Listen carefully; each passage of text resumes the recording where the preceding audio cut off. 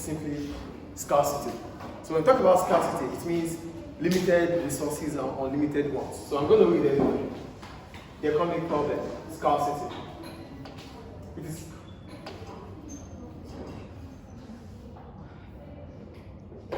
is often said that we live in a global village. The world's resources are finite. There are only limited amounts of land, water, oil, food, and the rest. These things are called economic resources. We call them economic resources because they cannot always contain us. We don't have them in abundance. They are not always going to be enough. So they are finite. They are limited in supply. That is what finite means, limited in supply. So therefore, describe them as scarce resources. Scarcity means that economic agents such as individuals, firms, governments, and international agencies can only obtain a limited amount of resources at any moment at any time. For instance, a family has to live on a fixed budget, cannot have everything at once. A firm might want to build a new factory but not have the resources to be able to do so. A government might wish to build a new hospital or devote more resources to its foreign aid program but not have the finance to make this possible. Resources that are scarce are called economic goods. So the economic agents, individuals, firms, governments, parastatals, they all have to make choices. They have to make decisions. But whatever decisions that they have to make, resources are not always going to be enough for them. So that brings us about this problem of scarcity. So we are all faced with this same problem. So that's why every now and then, you always have to draw up a list of things you need, a scale of preference.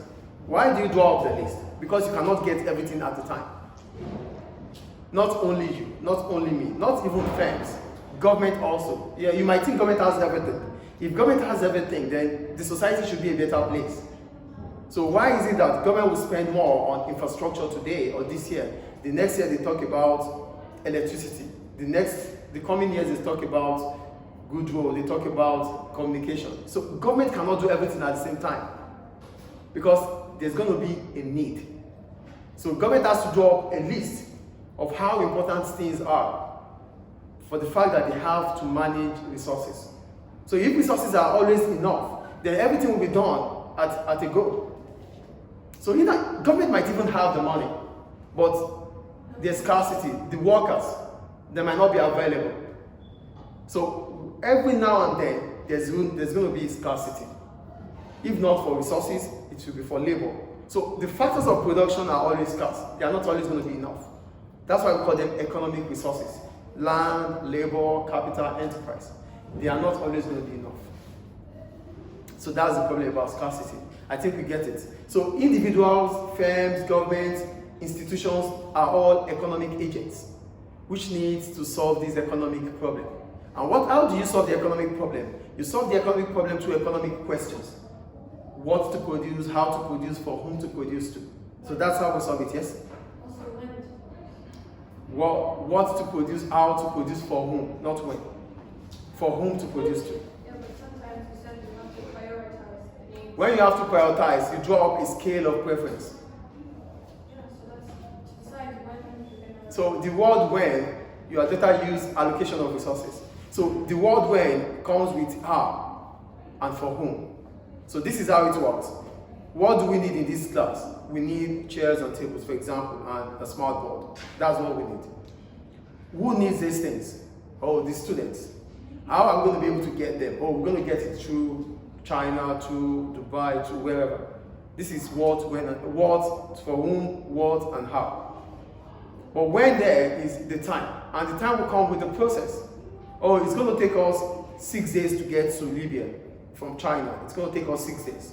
So that means when. So when is part of our how. Is it clear now? Do you get it now? Yeah. Okay, great. So then we have, not all resources are scarce. There is more than enough air on the planet for everyone to be able to breathe as much as they want. Resources that are not scarce are called free goods. So we have economic goods, which are the land, the labor, the capital, the enterprise. Literally, we're talking about the factors of production. These are economic goods. Those goods that we have to pay for, they are limited in supply. Those are economic goods. But for free goods, we're talking about goods that we literally don't pay for, like the air we breathe in and out. We don't pay for that, or do we? Do we pay for that? No, that's the only free good, I think. Do you understand what free goods are? Goods that we don't pay for. They are not scarce. Why do we pay for other goods? We pay for other goods because they are scarce. So firms that produce them have to buy them. Yes, please. I'm not sure if you're right, but I think when you use goods without paying for them, it's called free riding. No, that's a free rider, not free good. So a free rider problem comes when government have to take decisions or make decisions. That's why we have the public sector. So in allocation of resources, public sector always wants to do what private sector would not do. So most of the time, public goods bring about free rider problem. So most of the time, I'm just going back to what she's talking about. Free good is different from a free rider problem. A free rider problem comes when individuals are enjoying what they do not, literally directly or indirectly pay for. That's a free rider problem. So most of the time, whatever government produces them because the private sector would not produce them. Because for private sector, whatever they produce, they want a return on them. Do you get it? So for public goods, they are not the same. Yeah, let's go to public goods. Public goods are not free goods. Public goods are goods that have been made with the taxpayers' money. So government provide them, but government do not. The money used by government is through taxation. So that's why we call them public goods. We might get them for free, but getting it for free doesn't mean that it's free. It's not free because government would have invested to ensure that we have them. Do we get public good here? It's not the same as free good. Free good is literally free. It is not, it is natural. But for public good that government provides it with taxpayer money. So it's not free. Government would use the land, the labor, the capital, the enterprise to provide them.